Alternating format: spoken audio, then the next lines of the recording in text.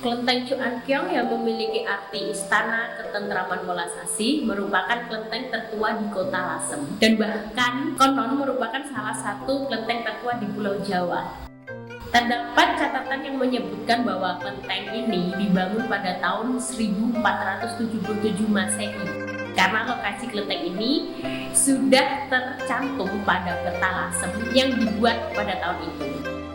Namun, terdapat pula pendapat yang menyebutkan bahwa kelenteng ini dibangun pada tahun 1335. Terdapat dua tiang yang berada di halaman parkir utama kelenteng ini melambangkan tiang dari bagian kapal laut. Tiang kapal adalah penanda bahwa dewa atau dewi utama di kelenteng ini adalah Dewi Samudra. Dewi Samudra memiliki nama sebutan Mazu dan lebih dari 50 gelar yang diberikan kepadanya oleh berbagai kaisar. Di Lasem, Dewi Samudra dikenal dengan sebutan Makco atau Nenek. Aksara yang tertulis di gerbang utama kelenteng ini berbunyi Chuankyong. Komposisinya ada gerbang depan, kemudian ada rumah samping kanan kiri, kemudian bangunan utamanya. Bangunan atau dua rumah, dua atap itu berarsitektur dari daerah Fujian berlangkah ekor walet.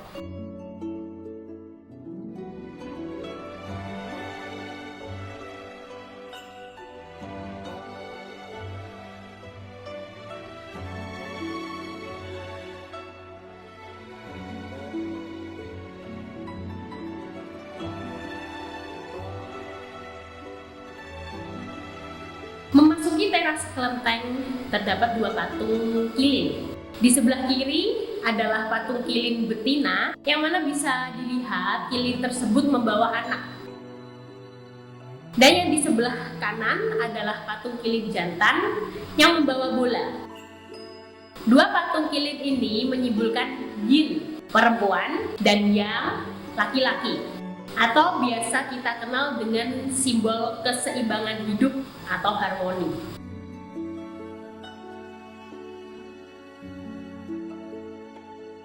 Di sebelah kanan kiri ada simbol dari tembok berwarna hitam, burung bangau, dan juga motif gunung. Masih di area teras kelenteng, gebyok kelenteng Chuankyong dibuat menggunakan kayu yang dicat menyerupai warna batu. Cat di gebyok ini masih asli. Cat yang digunakan ini memakai warna alam yang diambil dari mineral seperti batuan, tanah, dan tumbuhan. Gebyok kelenteng Chuankyong dibuat oleh artisan yang sama dengan kelenteng Kokongsi di Penang, negara kerajaan Malaysia. Jika di Penang kerajaan Malaysia memakai batu, sedangkan di kelenteng Chuankyong ini menggunakan kayu. Di gebyok ini terdapat pahatan bunga serta vas.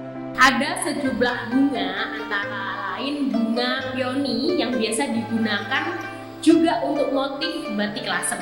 Ada juga bunga lotus, plum, dan bunga krisan. Bunga dan vas ini melambangkan kedamaian. Masuk lagi ke dalam area ruangan mural function. Di sebelah kiri dan kanan tembok kelenteng terdapat lukisan di dinding atau mural hitam putih dan berwarna seperti komik. Jumlahnya ada 98 panel. Lukisan ini tadi itu di komik, maka covernya di bagian frame yang besar ini. Di situ tertulis judul dari novel tadi, Feng Sheng Pang atau Hong Xin. Berkisah tentang kejadian Dewa Dewi atau pengangkatan penganugeraan gelar Dewa Dewi. Peperangan antara kebaikan dan kejahatan yang mana bisa kita ketahui lebih lengkapnya di komik berjudul Feng Sheng Yan Yi. Kalau di sebelah kanan itu samudra dan naga. Terdapat mural lagi berada di bawah patung naga di samping sumur langit. Mural ini adalah sebuah cerita terkenal. Aksaranya dibaca Tai Fu Chung Chen yang artinya menggantikan ayah menjadi tentara. Kisah ini telah diangkat oleh Disney menjadi film layar lebar biasa kita kenal dengan kisah Hua Mulan yang terkenal. dan kemudian di sebelah kiri adalah mountain, gunung dan macan. Lalu mural di bawah patung harimau menggunakan aksara Han dibaca Chengchen Fenci, yang artinya masuk tentara kembali menjadi pejabat, menjadi orang sukses. Pesan moral yang dapat diambil bahwa berbakti pada orang tua akan membawa kebaikan untuk hidup kita.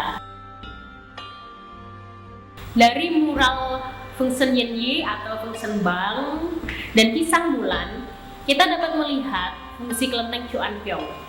Kelenteng ini tidak hanya menjadi pusat kegiatan budaya, sosial masyarakat Tionghoa, tapi juga menjadi tempat pendidikan.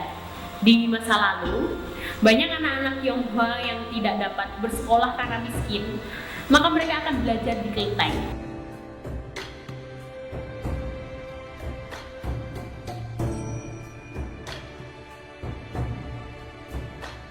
Bangunan belakang di tempat altar utama itu direnovasi tahun 1800. Jadi yang kita lihat sekarang ini di bagian 3 altar utama itu direnovasi di tahun 1800. Renovasi yang terjadi di kelenteng ini itu muncul di prasasti, ada prasasti tahun 1838 dan tahun 1900. Biasanya prasasti renovasi ini berisi nama donatur dan berapa donasi yang diberikan. Dua penjaga Dewi Samudra yaitu Qin Liyan yang bisa melihat ribuan mil mata seperti X-ray, dan Sun Feng Er telinganya bisa mendengar sejauh-jauhnya. Di ruang altar utama, di sebelah kanan kirinya ada tembok, dan temboknya juga ada lukisan muralnya. Yang agak beda dengan yang bagian depan di tulisan Feng Yenyi atau The Creation of God, yang di bagian dalam ini itu lukisannya berwarna. Padahal ini direnovasi di tahun 1838. Maka artinya lukisan berwarna ini pasti menggunakan warna alam. Jadi di kanan kirinya, di bagian bawah ada frame-frame. Di frame-frame ini bercerita tentang cerita Sangkok. Cerita yang paling populer di Tiongkok, dan biasanya memang cerita Sangkok ini muncul di kelenteng-kelenteng di Nusantara. Dan kemudian di bagian atasnya, di kanan kiri ada 36 dewa, 18 di bagian dinding kanan dan 18 di bagian dinding kiri. 36 dewa ini menjaga Makjo atau Dewi Utama. Di tengah-tengah ruangan kelenteng ada sumur langit.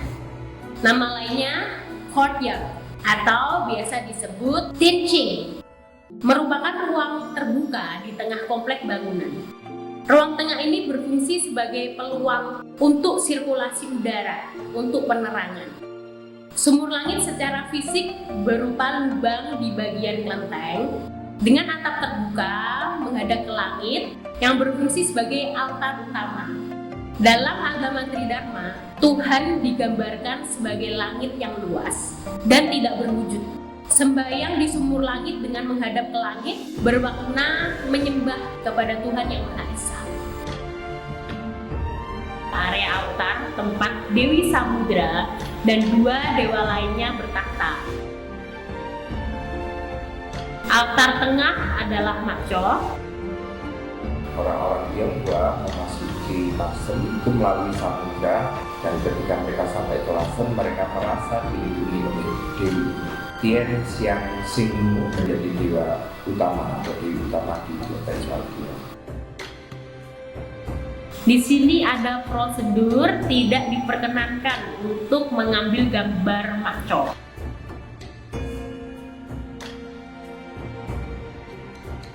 Yang di sebelah kiri ada Dewa Bumi atau Fute Chengsen atau Hotek Chengsin.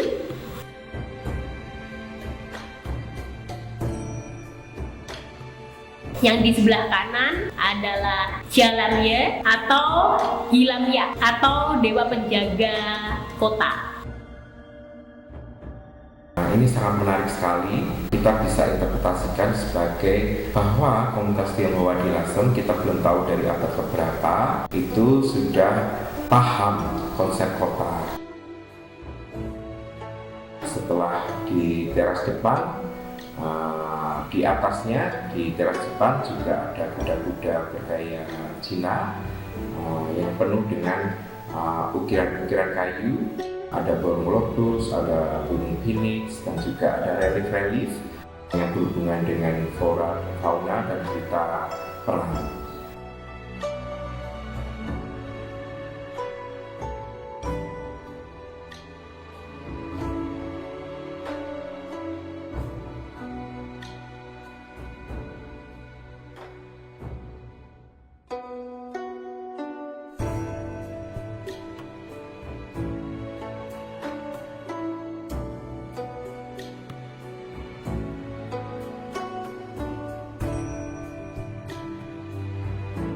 Rumah samping sebelah kanan ada satu altar, di mana di sana ada Buddha dan juga Mak Kuan Im, Dewi Kuan Im, dan juga beberapa dewa yang lain yang juga dihormati di kelenteng Chuankyong.